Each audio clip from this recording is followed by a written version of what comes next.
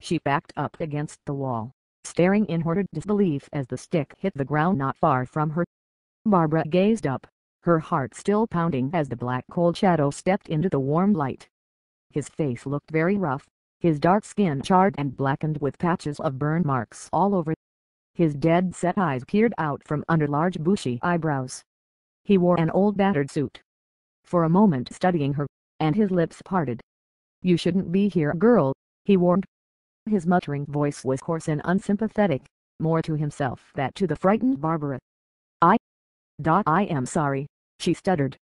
"I thought you were following me." "I mean I did see you watching me," she pleaded, rather clumsily. "You did follow me here, right?" Seeming unmoved, his eyes narrowed. "You should leave this place, you have no business being here." Plucking up a little bit of courage, she managed to say, "I would accept your locking the doorway." He didn't even seem to notice that she had said anything at all, but slowly the wicked grin lined his raked face. "It's for your own good, girl." Was that a threat? Is he going to do something nasty?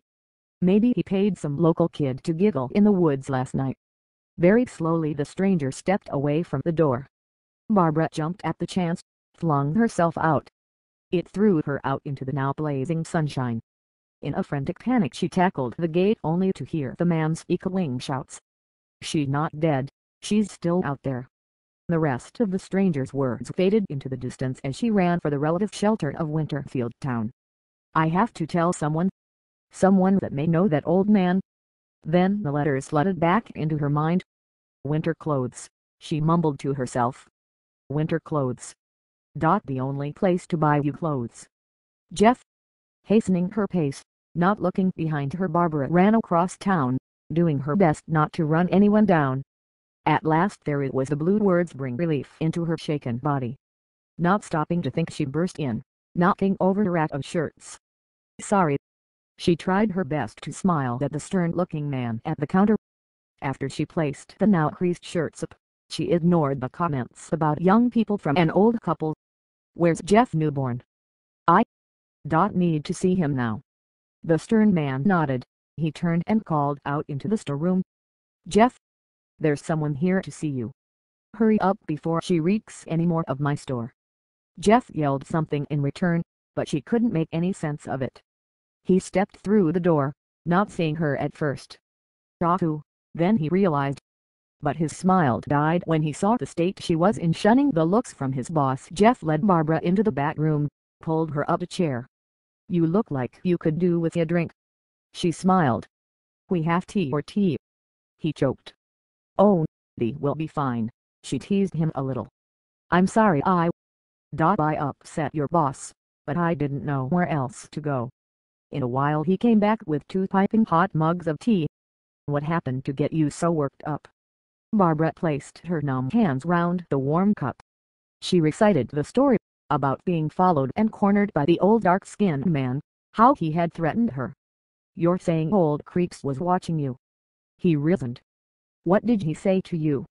"First he told me to get out." She sighed, shaking a little. "It was for my own good." "If that's not a threat, then what?" He took a sip of tea. "He then cornered you in the servant's house. I knew that guy was weird, but, you know him." She broke him off. "Well, so do most people around here, though they do their best to stay clear of him." He sat down on an old packing crate. "I can't see why he'd threaten you, unless I what?" Barbara continued to push. She had just been scared half to death. Finding why was most important. "Well, Creeps, or Mr. Crail, is the last surviving member of the Winterfield servants." He loosened his collar with his free hand. "They used to service this town's founding family, the Winterfields. They were the ones that built your house. Well, they all died in a fire. He got his burns from trying to help them." "So that's what the plat meant." She thought for a moment. "But the plat said they were murdered." "Old Creeps was kind of broken up." His eyes suddenly turned sad. "He said the Winterfield's daughter Sarah burned and killed them, but that's whole other story. Most of the other people around here don't like to talk about it." "How come?" "Well, for a start, my parents went to school with her. That was before she disappeared. But as I said, no one wants to talk about it. I guess all places have their weak points." Feeling rather disappointed, she got to her feet.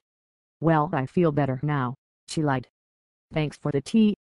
"Hang on a second there," Jeff ordered. "Your hands are still shaking. I'll go and see Mr. Kenny.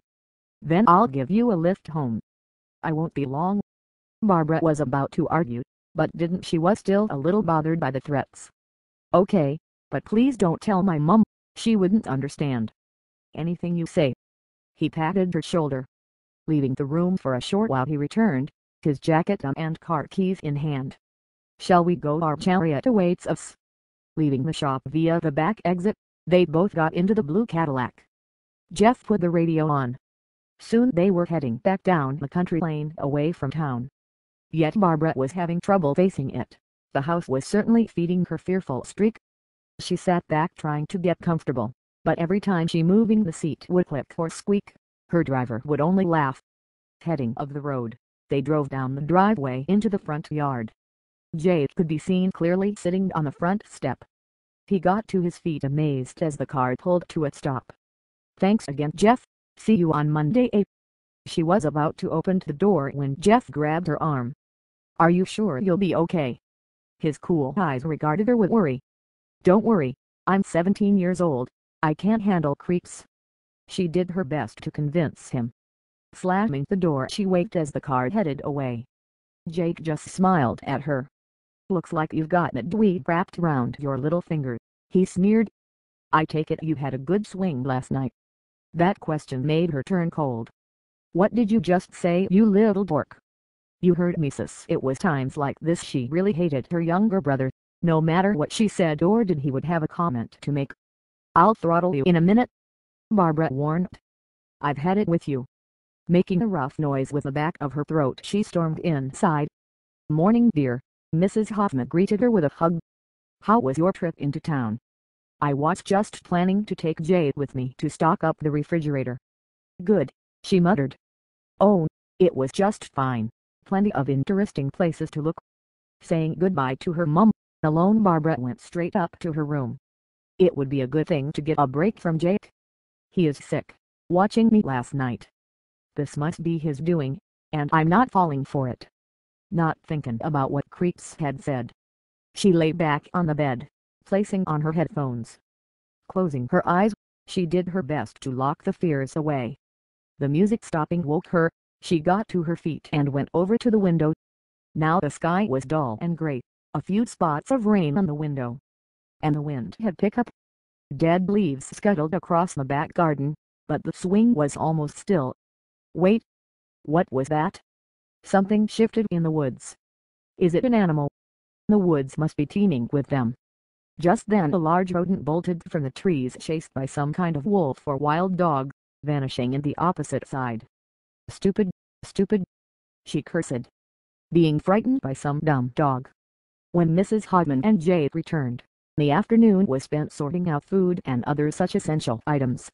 Darkness fell over the hills, but the rain didn't come too much. Over dinner, Barbara played around with her spaghetti, not really feeling like eating much at all.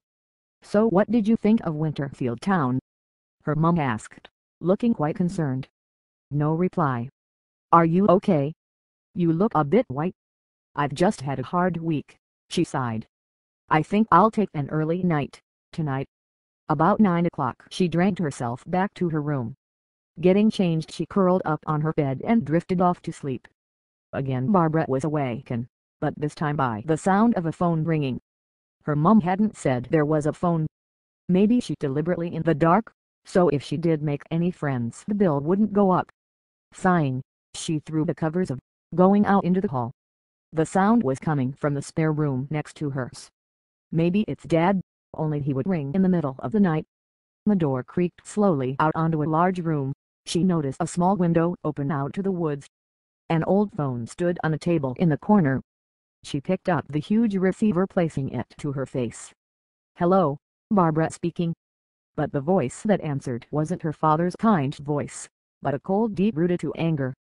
"Get out," it said, threatening. "Get out before you die."